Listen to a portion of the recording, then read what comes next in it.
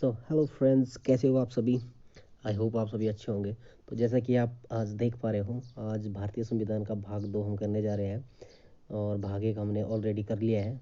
जिन्होंने भी भाग 1 नहीं देखा है वो पहले 1 को देखें, फिर उसके बाद 2 को देखें, तो उसी सीक्वेंस में आपको समझ भी आएगा। क्योंकि आर्टिकल्स जो है, अगर आप एक कंटिन्यूअसली अगर रैंडमली अगर आर्टिकल्स को पढ़ेंगे तो एक मतलब रटने की आवश्यकता नहीं पड़ेगी उसको, क्योंकि चीज़ें वहाँ पर रिलेट हो जाती है। जैसे अब आपको 1 से 4 तक पढ़ाया हुआ था, ठीक है, आर्टिकल 1 से 4 तक।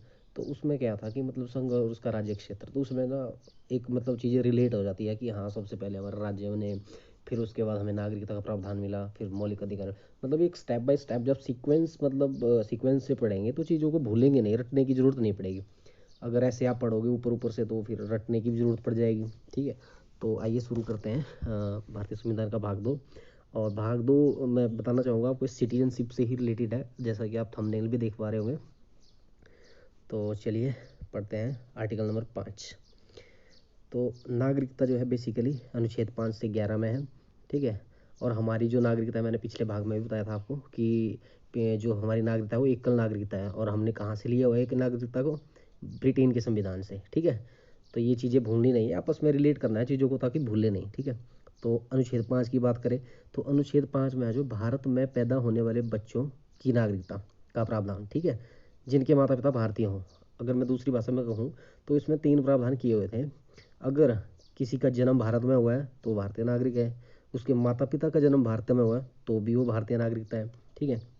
और संविधान के लागू होने के 5 वर्ष पहले से अगर भारत में रह रहे हो तो बेसिकली वो भारतीय नागरिक ही होंगे, ठीक है। तो ये जो है आर्टिकल 5 पे था। आर्टिकल 6 में देखेंगे हम, तो अनुच्छेद 6 में पाकिस्तान से भारत आए हुए लोगों की नागरिकता का प्रावधान। जैसा कि आप यहाँ देख पा रहे हैं, पाकिस्तान से आए हुए लोगों की नागरिकता का प्रावधान। मतलब कुछ लोग ऐसे थे, जैसे मतलब कोई उस टाइम पता तो चल ही गया था सबको कि डिवाइडेशन होने वाला है भारत का, तो कुछ लोग चले गए थे और कुछ दिन वहाँ रहने के बाद उनको महसूस हुआ कि यहाँ सेफ नहीं है, तो फिर उन्होंने भारत आना चाहा। लेकिन उसमें भी भारत सरकार ने कुछ मतलब पहले ही मतलब कुछ क्राइटेरिया फिक्स किया हुआ था। जैसे कि जो इसका था कि 19 जुलाई 1948 इसमें परमिट नियम आ गया था। मतलब एक परमिट का मतलब कि परमिशन लेनी पड़ती थी अगर आपको भारत से पाकिस्तान जाना है तो भी, और पाकिस्तान से भारत आना है तो भी। और उसके लिए जो है एक वेटिंग टाइम रखा हुआ था। जैसे कि अगर आपने मतलब वहाँ अप्लाई किया कि हम भारत जाना चाहते हैं, या भारत वालों ने पाकिस्तान जाने के लिए अप्लाई किया है, तो 6 महीने की वेटिंग होती थी। उसके हिसाब से मतलब वो परमिट का सिस्टम था, वो इम्प्लीमेंट कर दिया गया था। और जो इससे पहले आ गए थे भारत में उनको परमिट की कोई टेंशन नहीं थी, ठीक है।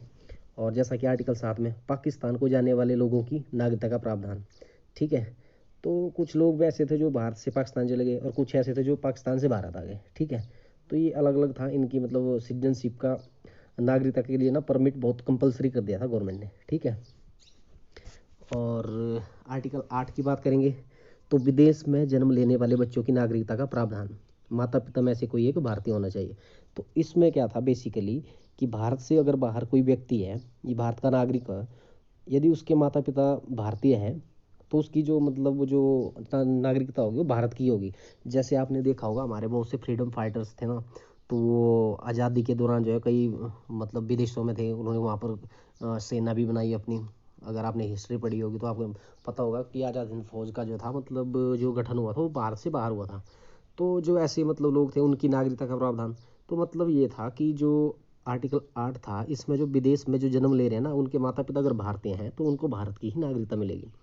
और आर्टिकल नंबर 9, तो विदेशी नागरिकता ग्रहण करने पर भारत की नागरिकता समाप्त हो जाएगी। ये तो नेचुरल बात है। अगर मतलब जैसे कि हम अगर कोई जैसे मैं ही हूँ, अगर मैं फॉरेन कंट्री में चला जाता हूँ और सपोज मैं वहाँ की नागरिकता ले लेता हूँ तो ऑटोमेटिकली दोहरी नागरिकता तो अपना प्रावधान है नहीं इंडिया में, आपको पता ही है एकल नागरिकता है, तो यहाँ की ऑटोमेटिकली समाप्त हो जाएगी, ठीक है। तो आर्टिकल 10, संसद द्वारा नागरिकों की नागरिकता खत्म नहीं की जा सकती। मतलब इसमें एक प्रावधान है कि नागरिकता हमारी बनी रहेगी। इसका ये सिंपल सा ये मतलब है कि हमारी नागरिकता बनी रहेगी जब तक कि हम कोई देश विरोधी गतिविधि नहीं करते हैं।